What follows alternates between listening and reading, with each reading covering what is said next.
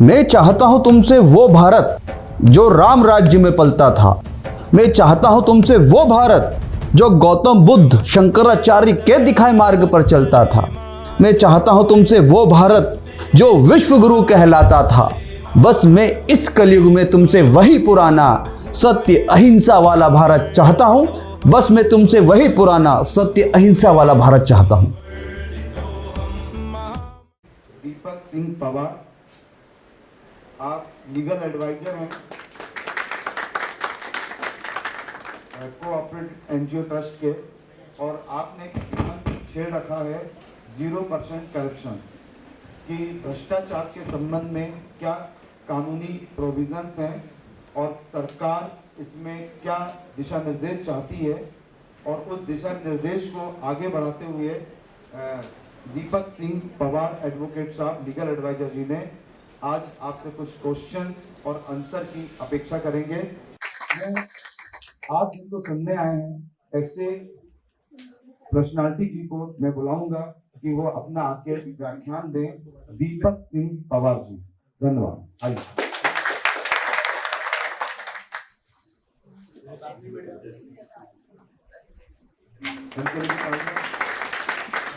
हमारे बीच भारत माता की जय, भारत माता की जय, भारत माता की जय। अपन जीवन में जब भी किसी विषय को लेकर आगे बढ़ते हैं तो अपने उद्देश्य क्या है वो आपकी बातों से शुरू में ही पता चल जाना चाहिए। आप जीवन में कोई सा भी काम करें, यहाँ पर रहने के बाद या यहाँ से बाहर जाने के बाद, तो उन विचारों में ये होना चाहिए कि इस प्रकार से काम हो जो अपने देश को आगे ले जाए, भारत माता को दुनिया में सबसे अच्छा स्थान दें और भारत फिर से विश्व गुरु बन सके। जैसे मैंने आपसे कहा है कि भारत फिर से विश्व गुरु बन सके, तो आप सभी से मेरा छोटा सा ये निवेदन है कि अपना ये जो छोटा सा एक सेमिनार है, इसी प्रकार के भी अपने और सेमिनार होंगे।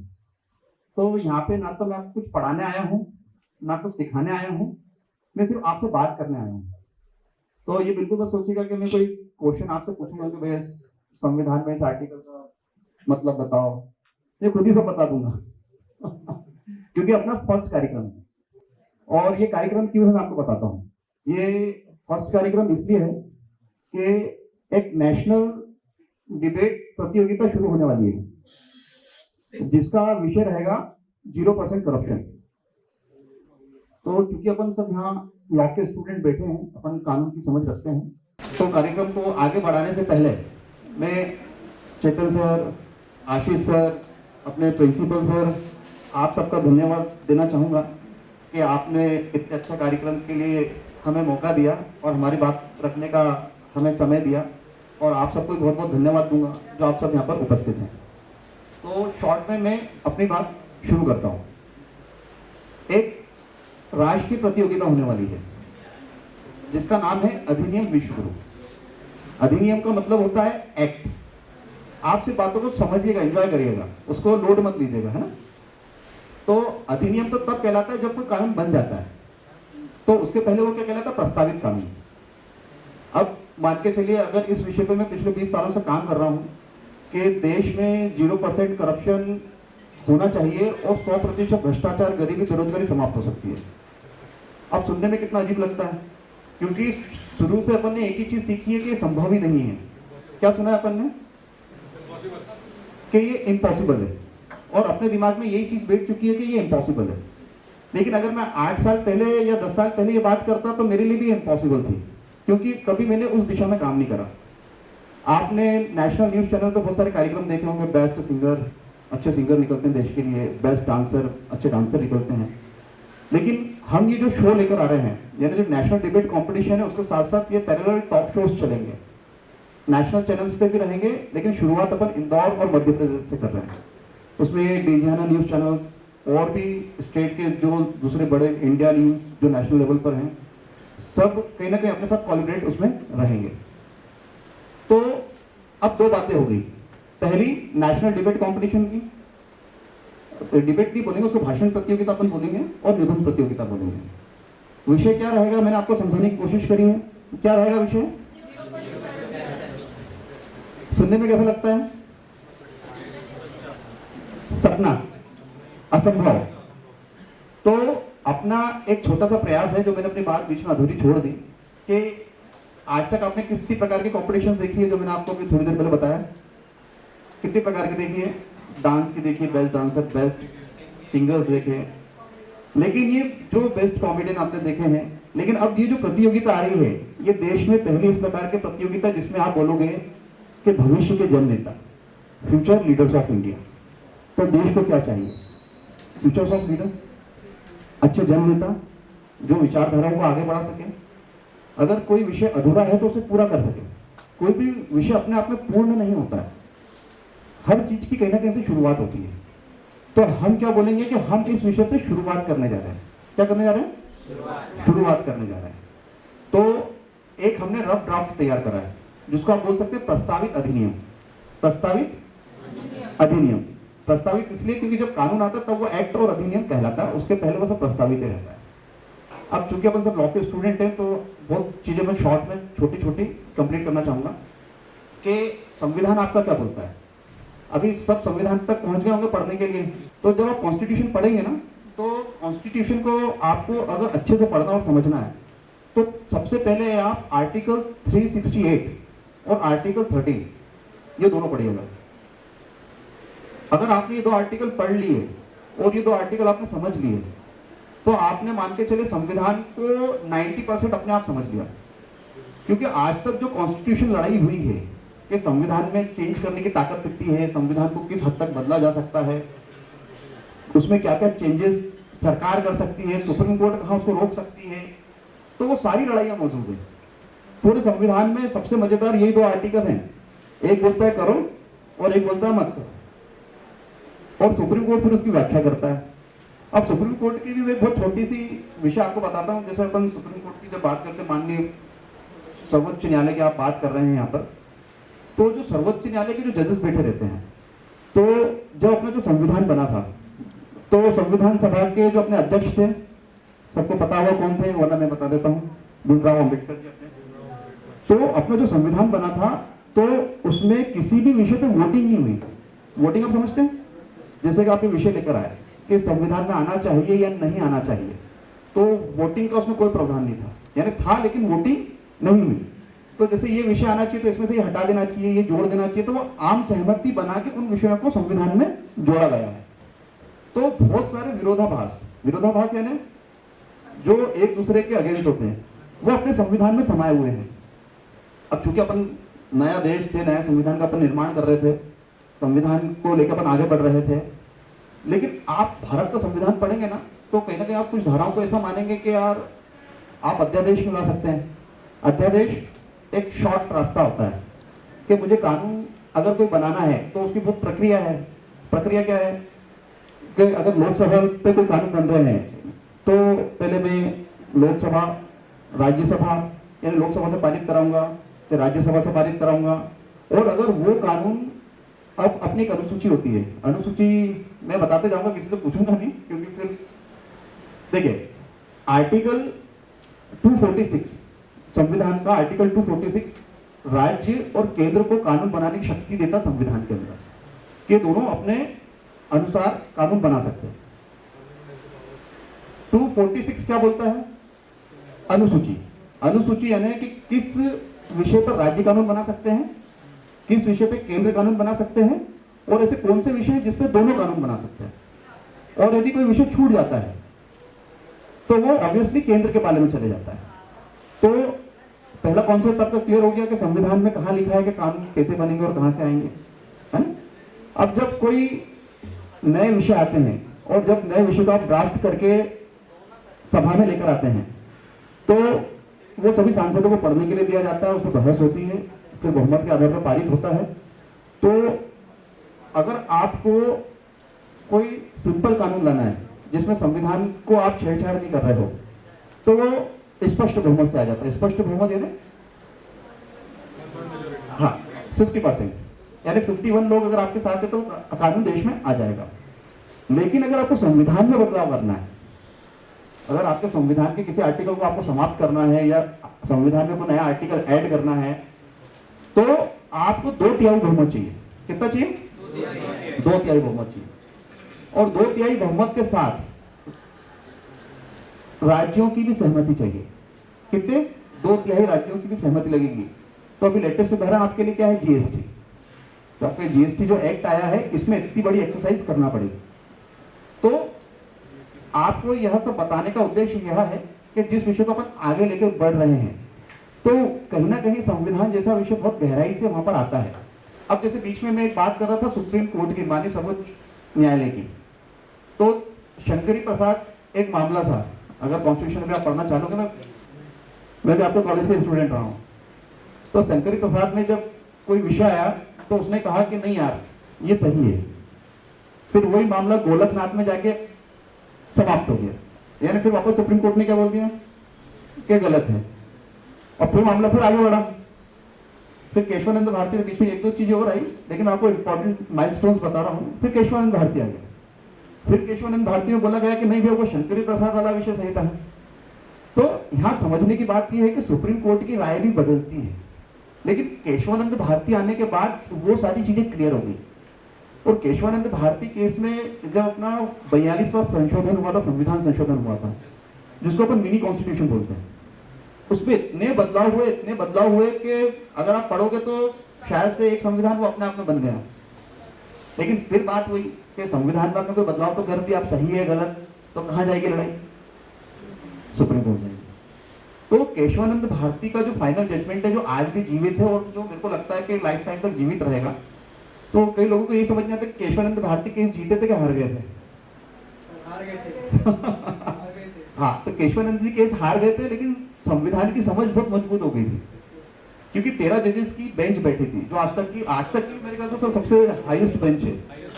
हाँ, और बहुमत भी बहुत नजदीक था है? तो बहुमत इतना नजदीक था कि अगर एक व्यक्ति इधर उधर हो जाता तो वो बहुमत बदल सकता था। अब ऐसा क्यों होता है ये समझना, आप ऐसा क्यों होता है ये आप समझने की कोशिश करना, क्योंकि हमने बहुत गहराई से अध्ययन कर लिया तो कहीं ना कहीं हम कहीं पॉइंट आउट तक पहुंच जाते हैं। जब केंद्र की सरकार मजबूत होती है, मजबूत यानी स्पष्ट बहुमत से होती है, प्रचंड बहुमत से होती है, तो वहां पर जो आपका सुप्रीम कोर्ट रहता है वो विनम्र हो जाता है। विनम्र हो जाता है ना, वो एक्स्ट्रा ऑर्डिनरी कुछ करने की कोशिश नहीं करता। लेकिन जैसे चुनाव पास आने लगते हैं, यानी जैसे अब इलेक्शन आने वाले, मान के चलो अब 1 साल बचा लगभग, तो अब सुप्रीम कोर्ट वापस से ऊपर आ जाएगा और कड़े फैसले लेने लगेगा।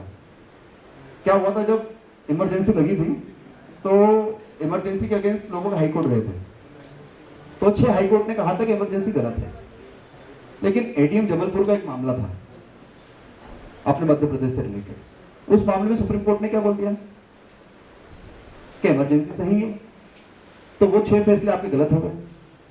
सिर्फ एक सुप्रीम कोर्ट के माइंड ने आपके पूरे हिंदुस्तान को ऐसी जगह भेज दिया जहां वो नहीं जाना चाहिए था, और बाद में जब वो उस पद से रिटायर्ड हुए उसके बाद बोलते हैं कि मेरे जीवन का ये सबसे गलत फैसला था। लेकिन भुगता किसने? किसने भुगता? पूरे देश ने। तो ये विषय पे बात करने का कारण यह है कि आप अगर कोई एक्ट लेकर आ रहे हैं, तो अगर एक्ट वो किसी के निर्णय में है तो वो निर्णय बदल सकते हैं।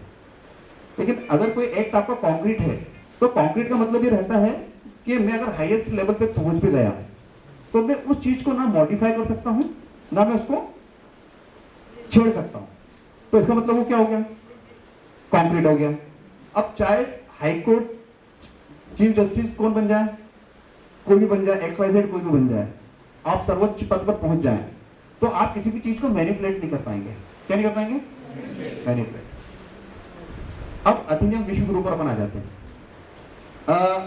कोई भी एक नोटबुक और पेन लेकर बैठ जाए, कौन? आप।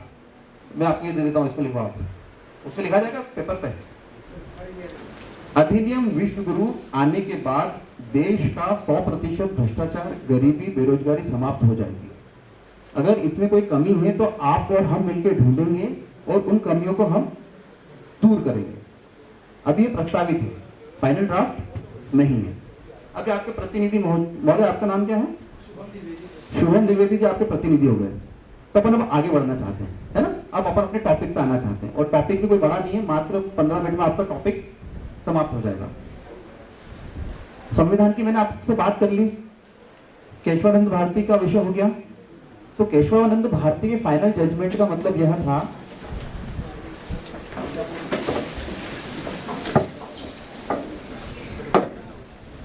केशवानंद भारती का जो फाइनल जजमेंट था, जो उसमें मेन वर्डिंग थी वो यह थी कि सरकार के पास संविधान संशोधन करने की शक्ति है, लेकिन वो बेसिक स्ट्रक्चर में छेड़छाड़ नहीं कर सकता। मूल ढांचा क्या हो गया वो आपका? जुडिशरी हो गई, आपकी न्यायपालिका हो गई और विधायिका हो गई, और जो उसके बेसिक स्ट्रक्चर जो मूलभूत कहलाते हैं आप उसको छेड़छाड़ नहीं कर सकते। पहले क्या था कि अनुसूची 9 एक ऐसी अनुसूची थी कि अगर कोई कानून बनाया गया और अनुसूची 9 में डाल दिया गया तो उस पर जुडिशरी रिव्यू नहीं हो सकता था।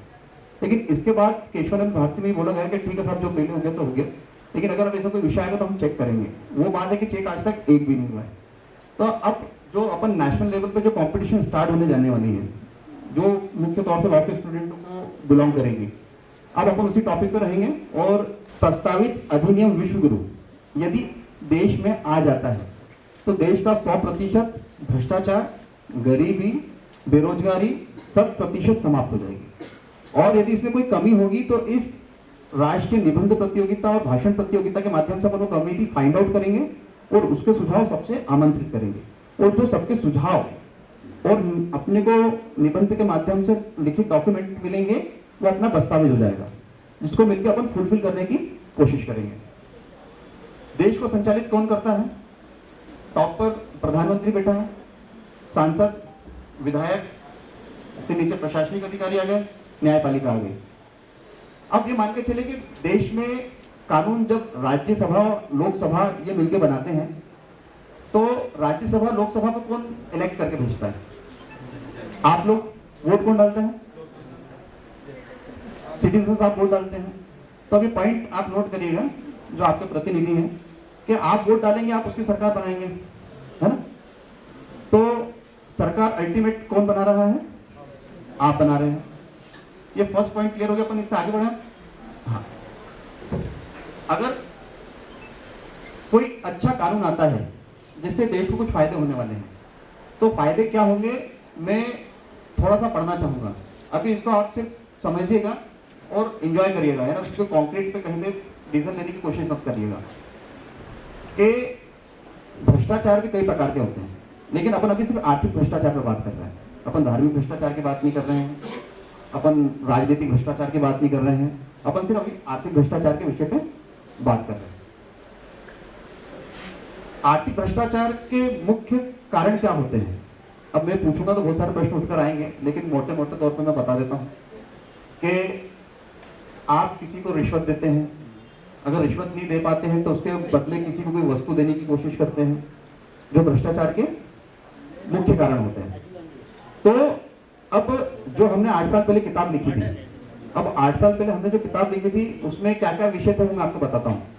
ये किताब मेरे हाथ में, ये मात्र 22 पेज की किताब है, आप बाद में उसको क्रॉस चेक कर लीजिएगा, या आपके प्रतिनिधि को मैं देते जाऊंगा। तो देश में अगर आर्थिक भ्रष्टाचार आपको समाप्त करना है तो उसकी शुरुआत कहाँ से होगी? सबसे पहले आधार कार्ड। हमारी किताब में उसका जिक्र था सिटीजन ऑफ इंडिया। क्या जिक्र था? उसको क्या कहा गया? आधार कार्ड। वही सेम। तो आधार कार्ड उस समय नहीं थे, लेकिन तब तक उसके बाद आने लगते थे। तो एक सब्जेक्ट क्लियर हो गया, आधार कार्ड को लेकर किसी को कोई कॉन्सेप्ट नहीं है, यानी कोई कंफ्यूजन नहीं होगा। अब अपन आधार कार्ड से पढ़ते हैं। पहले हर व्यक्ति का एक आइडेंटिफिकेशन होना चाहिए। क्या होना चाहिए? आइडेंटिफिकेशन होना चाहिए। सेकेंड स्टेप अपन आगे बढ़ते हैं कि सेकेंड चीज, आपने नोटबंदी देखी थी देश में? देखी थी? वो भी इस किताब में है, लेकिन नोटबंदी का तरीका अलग है। हमारी किताब में जो नोटबंदी का तरीका था उसमें यह था कि पहले 1000 के नोट बंद होंगे, क्योंकि उस समय 1000 के चलते थे, फिर उसके बाद 500 के नोट बंद होंगे, और उसके बाद फिर धीरे धीरे करके वो चीजें समाप्त होगी। आप विश्वास मानेंगे, जब ये नोटबंदी नहीं हुई थी ना, जब हम इस प्रकार की बातें करते तो लोगों को बड़ा आश्चर्यचकित लगता था। नोटबंदी, ये कैसी बात कर दी आपने, संभव ही नहीं देश में, इतने बड़े देश में नोटबंदी हो जाए।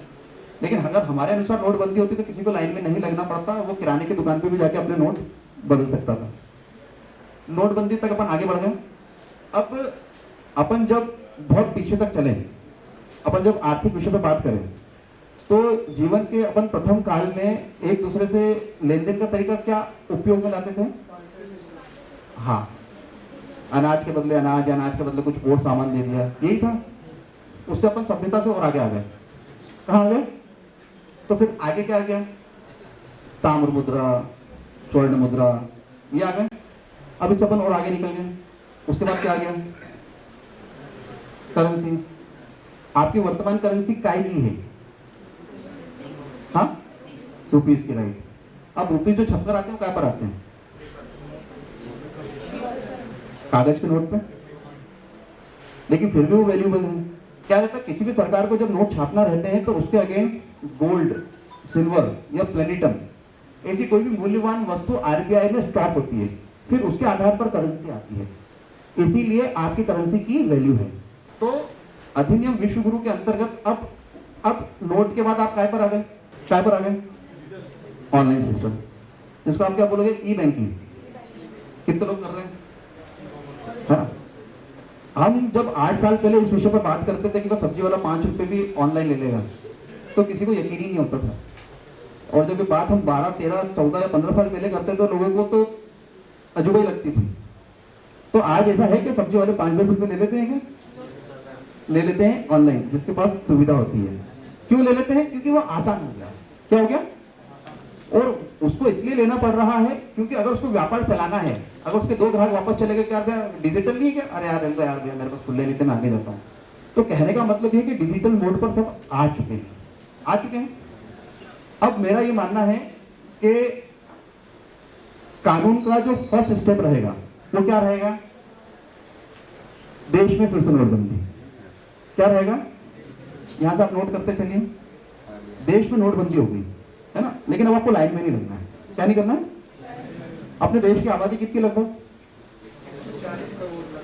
140। अनऑफिशियली, ऑफिशियली तो 1.25 के अंदर आ जाएगी, लेकिन अनऑफिशियल आप 140 करोड़ मांगे। तो इतने बड़े प्रोजेक्ट को लाने के लिए पहले आपको कोई आयोग बनाना पड़ेगा या कुछ डिपार्टमेंट तैयार करना पड़ेगा। तो उस डिपार्टमेंट का नाम है स्व सहायता समूह संरक्षण अधिनियम। स्व सहायता समूह क्या होता है वो सरल भाषा में बता देता हूँ। ऐसे चीज, सेल्फ हेल्प ग्रुप्स, गरीब मोहल्ले में 10-10 बस्तियां महिलाएं मिलकर एक समूह बनाती हैं और उस समूह का संचालन होता है, जिसको बैंक लोन देता है। तो समूह के माध्यम से लोन बांट कर एक संगठन बैंक बन गया। उस बैंक का नाम है बंधन बैंक। सुना आप लोगों ने? तो उसने माइक्रो फाइनेंस शुरू करा था। तो इस डिपार्टमेंट का नाम क्या हो गया? स्वायत्त सहकारिता, सहकारिता संरक्षण अधिनियम। ठीक है, अपन आगे बढ़ते हैं। अब आपको इसके लिए कम से कम 1.25 करोड़ लोगों को रोजगार देना पड़ेगा। कितने लोगों को?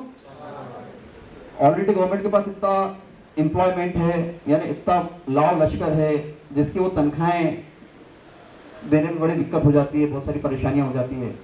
तो आप 1.25 करोड़ लोगों को कैसे रोजगार दोगे? अब एक विषय ये लिखा है कि अपन 2 करोड़ लोगों को रोजगार देंगे। क्या लिखा है? क्योंकि लेकिन स्टार्टिंग कहां से करेंगे? शिक्षित बेरोजगारों से। कहां से? शिक्षित बेरोजगारों से। अब कानून शुरू करने, कोई कानून लाने के पहले उसकी तैयारियां करना पड़ती है। तो अभी अपन क्या बात कर रहे हैं? तैयारियों पर। तो जैसे आप जो शिक्षित बेरोजगार हैं, हर कम से कम 1000 शिक्षित बेरोजगार किसी चार्टर्ड अकाउंटेंट्स के अंडर में काम करेगा। अब आपको काम क्या करना है समझिए। आप सर्वे का काम होता है, कभी आपने सर्वे करा है? सर्वे इस प्रकार का होता है कि कोई मेरे घर आया कि दीपक भैया आपके घर में कितना नगद है, तो मैंने नोट कर लिया। आपके बैंक अकाउंट्स में कितने पैसे जमा हैं, मैंने नोट कर लिया। आपके पास कितनी गोल्ड है, मैंने नोट कर लिया। आपके पास और कौन सी कीमती वस्तु है, मैंने नोट कर लिया। तो एक व्यक्ति को कितने घरों का सर्वे करना है? 100 घरों का। कितने घरों का?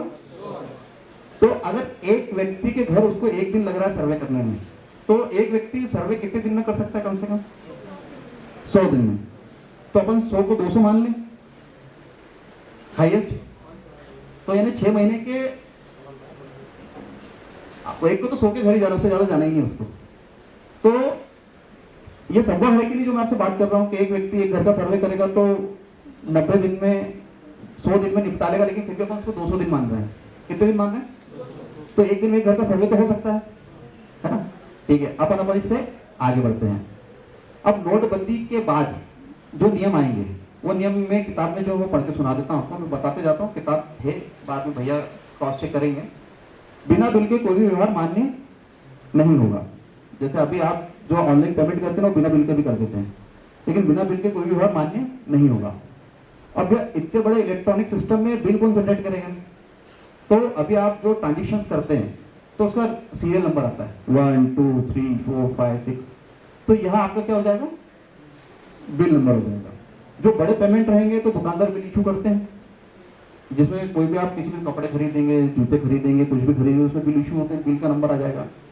सेकेंड चीज, अगर आप कोई वस्तु खरीदते हैं तो उसका उपयोग आप कहाँ करेंगे? जैसे मैंने कार खरीदी, तो कार कहाँ खड़ी रहेगी? मेरे घर पे खड़ी रहेगी। अब मैं किसके अंडर में हूँ? वो एक इंचार्ज है 100 परिवार का। कितने परिवार का? 100 परिवार का। तो वो हर महीने मेरे घर आके मेरे बिल कलेक्ट कर लिया करेगा। उसको बिल कलेक्ट करने की आवश्यकता नहीं, क्योंकि ऑनलाइन पूरा सिस्टम रहा करेगा। वो अपना लैपटॉप लेकर आएगा, तो बारकोड होता है ना हर सामान के ऊपर, कि बारकोड करा तो वहां पे बिल माइनस हो गया कि आपने जो खरीदा वो एक्चुअल आप उपयोग कर रहे हो। ये दो मेन इसके सिस्टम हो गए। बाकी 4-5 जो सिस्टम है वो किताब में लिखे हैं, जो अपन आगे चल के डिस्कस करेंगे। यहाँ तक आप पहुंच गए। कहाँ तक पहुंच गए? कि पहले करेंसी बंद होगी, तो क्या पूरी करेंसी बंद हो जाएगी? नहीं। 10,000 रुपये हर व्यक्ति के पास नगद रहेगा। कितना? 10,000 रुपीज। क्यों रहेगा? अब अचानक कोई ऐसी जगह आ गई कि जहां पर आप इसका उपयोग कर सकेंगे। अब मैं आपको थर्ड चीज पे लाता हूं। थर्ड चीज कौन सी होगी? आप क्या कैसे ट्रांजेक्शन करेंगे? मोबाइल से, एटीएम कार्ड से, है ना? और आपके जो गूगल पेमेंट जो ऐप है वो सब आपके कहने के बैंक से कनेक्ट रहते हैं, है ना? अब ग्रामीण क्षेत्र में तो भैया लाइट ही नहीं है, लाइट, नेटवर्क ही नहीं है, तो आपका सिस्टम फेल हो जाएगा ना? तो उसके लिए है मैनुअल पासबुक। मैनुअल पासबुक क्या होती है? हस्तलिखित पुस्तिका। उसको कौन ऑपरेट करेगा? वही जो आपका सूबे एक इंचार्ज है। क्योंकि भैया एक बार तो सर्वे कर ले, उसका काम क्या करेगा वो? उसके बाद भी उसको काम करना है ना, लगातार उसको नौकरी पे अगर उसको 10,000 रुपये सरकार स्टार्टिंग में सैलरी दे रही है, तो धीरे धीरे बढ़ेगी, जो मापदंड इसमें लिखे हुए हैं, तो उस प्रकार का काम करेगा। तो अगर बिना बिल के कोई व्यवहार नहीं होगा, तो मैंने आपसे बोला मैडम मैं यहाँ से बोल रहा हूँ, आपके इस पे OTP आया है, भेज दीजिए, आपके खाते में ये है वो है, और आपने बता भी दिया और कट भी गए, तो क्या उसके खाते में चले जाएंगे क्या? क्यों नहीं जाएंगे? बिल नंबर ही नहीं है। अब बिल नंबर कहाँ से जनरेट होंगे वो एक अलग विषय, उस पर अपन बाद में चर्चा करेंगे। बड़ी आसान, उसमें कोई इतना कॉम्प्लिकेटेड नहीं है जितना अपन, लेकिन अपन जब विषय सुनते हैं तो अपन को बस अच्छे मन से सुनना है, उसको अभी दिमाग पे नहीं लेना है। अपन अब और आगे बढ़ रहे हैं, ठीक है ना? तो ऑफलाइन वाला सिस्टम ठीक है, कोई समस्या है ऑफलाइन वाले में? मैनुअल पासबुक किसको बोलते हैं? जो पुराने लोग हैं जो बैंक में खाता खुलवाते थे उनको पासबुक मिलती थी। क्या मिलती थी? हाँ, तो दुकानदार उसका बिल नंबर डाल के उतना पैसा और जितना जो उतना माइनस कर देगा। और लेकिन जो हस्तलिखित पुस्तिकाएं हैं दुकानदारों के पास और वो आपके पास, जो एक व्यक्ति है आपका 100 परिवार पे, 100 व्यक्तियों पर है। अगर अपन 100 व्यक्ति बोले तो मेरे ख्याल से 15 परिवार में 100 व्यक्ति हो जाएंगे। किसी के यहाँ 5 है, किसी के यहाँ 10 है, तो कितने परिवार हो गए मोटे मोटे तौर पर? 20 हाईएस्ट, इतने परिवार होंगे ना, तो वो उस चीज को ओके कर देगा। लेकिन फिर भी बहुत सारे लोग ऐसे रहेंगे कि जो इन नियमों को तोड़ना चाहेंगे। क्या करना चाहेंगे? नियमों को तोड़ना चाहेंगे। तो उन लोगों के लिए पनिशमेंट है। बहुत लोग ट्राई करेंगे। अब पनिशमेंट क्या है उस पर बाद में आएंगे, है ना? अब कहने का मतलब ये है कि ये कानून यहां तक पहुंच गया। कहां तक पहुंच गया? कि नोटबंदी हो गई, पूरा इलेक्ट्रॉनिक डिजिटलाइजेशन हो गया। अब इसका फायदा सुनिए। फायदा क्या है? मेरे को आपने 10 लाख रुपए का लोन दे दिया, मैंने लोन ले लिया। अब मैं घूमने चले जाऊंगा, गाड़ी खरीद लूंगा, फिजूल खर्चे में लग जाऊंगा, ये तो कर्जा है। तो पहले क्या होता था, जैसे आप किसी भी नेटवर्क का मोबाइल यूज करते होंगे तो आपने अपने नेटवर्क पर डलवाया कि 100 मिनट फ्री। उदाहरण के तौर पे कोई सा भी, जैसे Airtel to Airtel 100 minute free, तो उससे आप किसी और मोबाइल पे फोन लगा सकते थे क्या? लगा पाते थे क्या? नहीं लगा पाते। तो गवर्नमेंट जब आपको लोन देगी, क्या देगी? लोन। तो उसमें सारे सेगमेंट्स लिखे रहेंगे कि आप क्या करोगे। अब आपने बोला मैं कपड़े की दुकान खरीदूंगा तो कपड़े के यहाँ से लाऊंगा, फर्नीचर खरीदूंगा, जो भी उसकी लिस्टिंग रहेगी ना, ये होगी लिस्टिंग। अब कोई व्यक्ति की वो लिस्टिंग लॉक हो गई बैंक में, अब वो चले गया दारू की दुकान पे दारू खरीदने, तो कैसे खरीदेगा? उससे ट्रांजेक्शन कर पाएगा क्या? नहीं होगा। तो आपका बैंक का जो पैसा डूब जाता है लोन बांटने के बाद, वो डूबेगा क्या? बैंक अभी आपको क्या रेट ऑफ इंटरेस्ट पे पैसा देता है अगर आप लोन लेने जाते हैं तो? 7। एजुकेशन लोन बताओ, चलो आप तो एजुकेशन वाले हो, एजुकेशन लोन 7 है। लेकिन इसमें लिखा है कि ये एक्ट आने के बाद ऑल ओवर इंडिया एजुकेशन, रोटी, कपड़ा, मकान, स्वास्थ्य, शिक्षा, ये जो 5 मूलभूत चीजें हैं ये टैक्स फ्री हो जाएगी। और आपको 1 रुपया भी किसी भी चीज में खर्च नहीं करना है, ना हेल्थ में ना एजुकेशन में। अब इतना पैसा कहाँ से आएगा? क्या होता है, मैं बोल रहा हूँ कि अंतिम पंक्ति के अंतिम व्यक्ति को 10-10 लाख का लोन मिलेगा, लेकिन सीसी लिमिट के आधार पे। काय पे? सीसी लिमिट आप समझते हैं क्या होता है? मैं बताता हूँ, ज्यादा लोड नहीं लेना। Credit limit, cash credit limit. तो ये इस पे ब्याज कब लगता है? जब आप पैसा निकालते हैं, है ना। अब एक एग्जांपल लेते हैं।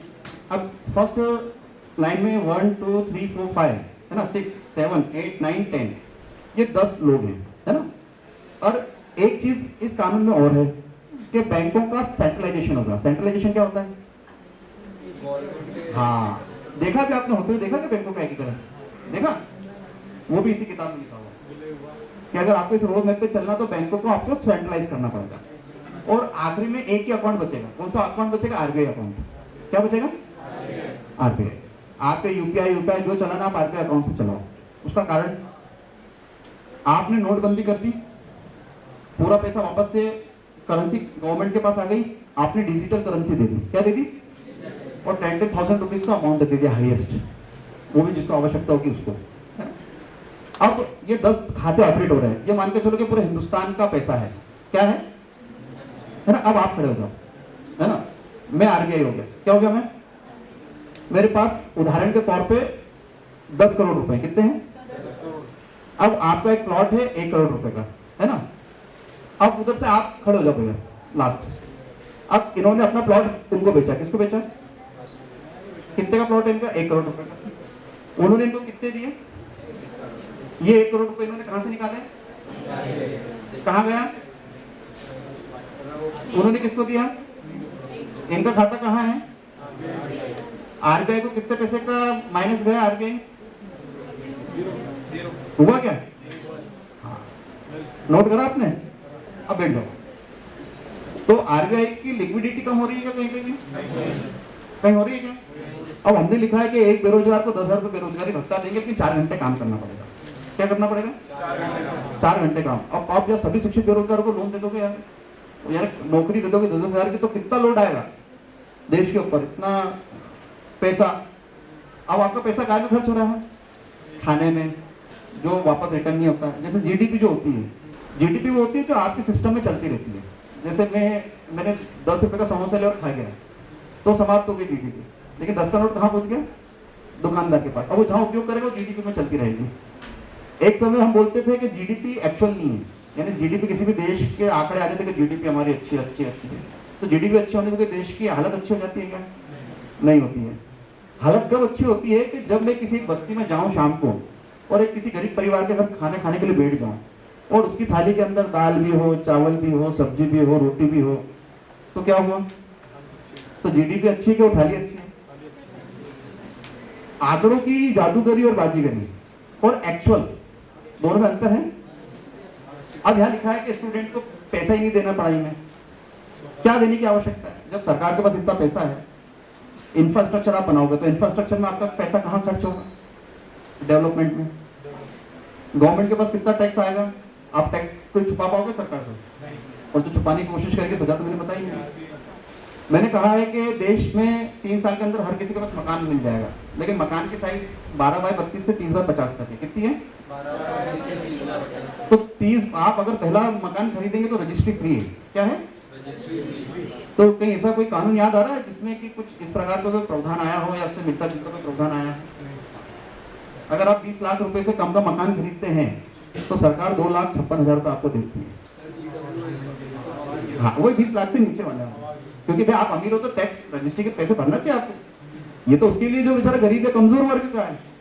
तो ये कानून भी आपने देखा देश में ये आ गया है ना, कि जो 10 लाख से कम के मकान है इनको 1.5 लाख रुपए सब्सिडी मिल रही है, और जो बड़े मकान है इनको 2.5 लाख तक की सब्सिडी। यानी कुल मिला के आपकी रजिस्ट्री पहले मकान की, उसके बाद नहीं है। तो ये कानून भी आपने देखा है। अभी एक बहुत बड़ा आंदोलन चला देश में। क्या चला? वो आंदोलन था मिनिमम सपोर्ट प्राइस। काय पे था? तो मैं हो सकता है यहाँ पे बहुत सारे एग्रीकल्चर से रिलेटेड लोग बैठे जिनकी खेती बाड़ी से रिलेटेड कोई काम हो। कितने लोगों के क्या अंदाजा नहीं यहाँ पर जो कभी खेती बाड़ी से कहीं ना कहीं डायरेक्ट इनडायरेक्ट जुड़े हुए हैं? तो है क्या? अब आप किसान हो उदाहरण के तौर पर, है ना। अभी क्या टेंशन रहता है आपको? फसल खराब हो गई तो किसान आत्महत्या कर लेता है। जो अभी तक 100% समाप्त तो नहीं हुई कि आत्महत्या बंद हो जाए, कहीं ना कहीं अभी भी होती रहती है। तो कहीं ना कहीं थोड़ा सा सिस्टम को टाइट करना है। अब अपने कानून पे आ जाए, अब अपना कानून क्या बोलता है। अब जितने भी किसान भाई हैं सबको प्रति एकड़ 5 लाख रुपए की सीसी लिमिट रहेगी। क्या रहेगी? तो 5 लाख में 1 एकड़ की खेती हो सकती है? 5 लाख में आपका बीज आएगा, खाद आएगा, ऐसे और क्या आएगा? हो जाएगी ना। तो आपके अगर 10 एकड़ तो 50 लाख की आपकी सीसी लिमिट है। लेकिन सीसी लिमिट क्या है? जब पैसा निकालोगे तो ब्याज लगेगा, और यहाँ प्रदेश सरकार तो 0% पे आपको पैसा दे रही है, तो ब्याज तो लगना ही नहीं है। अब एमएसपी पे आ जाओ, मजेदार चीज। अब एमएसपी कैसे निकालेंगे? अब मैं डिस्कस कर सकता हूँ कि एमएसपी कैसे निकालेंगे, उसमें बड़ा मजा आएगा। एक इंदौर शहर है, इंदौर शहर में अपने को 100 एकड़ पे खेती करना है। अब एक जना कोई भी जो किसान परिवार से है, जिसको खेती का थोड़ा सा अच्छा नॉलेज, वो खड़े हो जाओ। भाई आपका क्या नाम है? तो डांगी जी, अब 100 एकड़ में आपकी खेती होने वाली है आपके गांव में। कहाँ पर होने वाली है? गांव में। तो आप खेती के लिए आपने क्या खरीदा? बीज खरीदे। तो काय से खरीदे? ऑनलाइन। हाँ, दुकान को पेमेंट कैसे करोगे आप? अपना कानून आने के बाद ऑनलाइन करोगे, है ना। आप मजदूरों को मजदूरी कैसे दोगे? ऑनलाइन दोगे। खेती के लिए जो इक्विपमेंट्स इकट्ठे होंगे वो कैसे दोगे? आप सब ऑनलाइन दोगे। अब मैं ये देखूंगा कि 100 एकड़ में जो खेती हुई है गेहूं की, तो गेहूं की जो 100 एकड़ में खेती हुई तो इतना बीज लगा, तो सारे किसानों का मैं आंकड़ा मिला लूंगा। तो मुझे पता चलेगा कि बीज के लिए इतना खर्चा लगा, दवाइयों के लिए इतना खर्चा लगा। अब बोले साहब बैठ जाओ, है ना। तो अब आपका जितना भी खर्चा लगा वो एक सिनेरियो हो गया कि क्या गेहूं की जब फसल बोई गई तो इसमें प्रति एकड़ खर्चा आया 2000, 3000। एग्जैक्ट फार्मूला निकलेगा, फार्मूले कुछ प्लस माइनस रहेगा।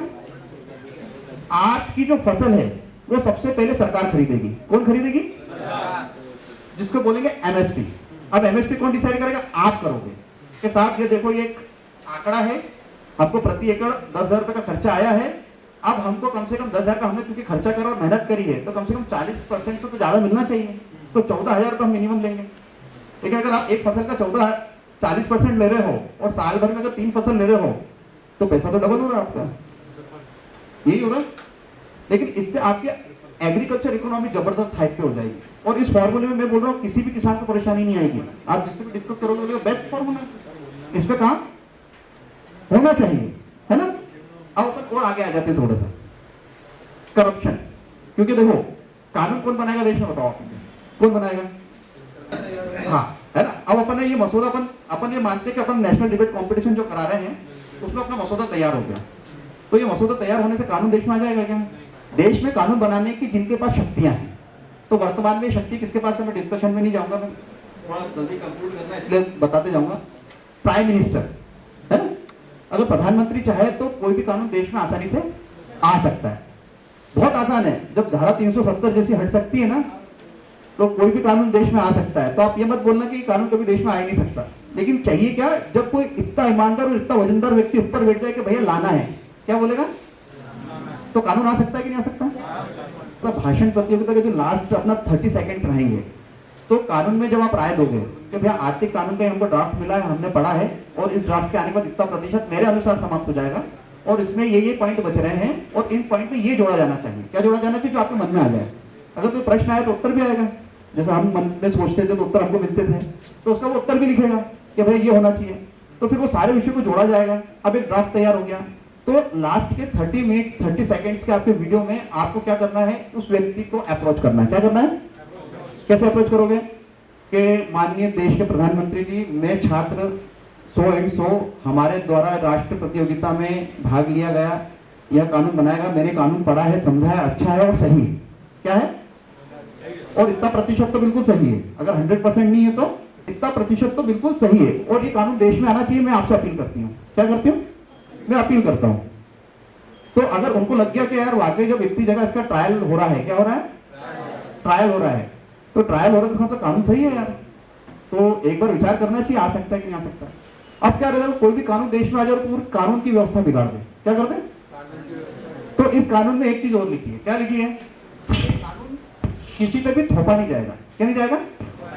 एक छोटा सा एग्जांपल, मैं जब दिल्ली जाता हूँ तो वहाँ पे 2 प्रकार की सुविधाएं अच्छी वाली, एक है मेट्रो ट्रेन, एक है लोकल ट्रेन। क्या है?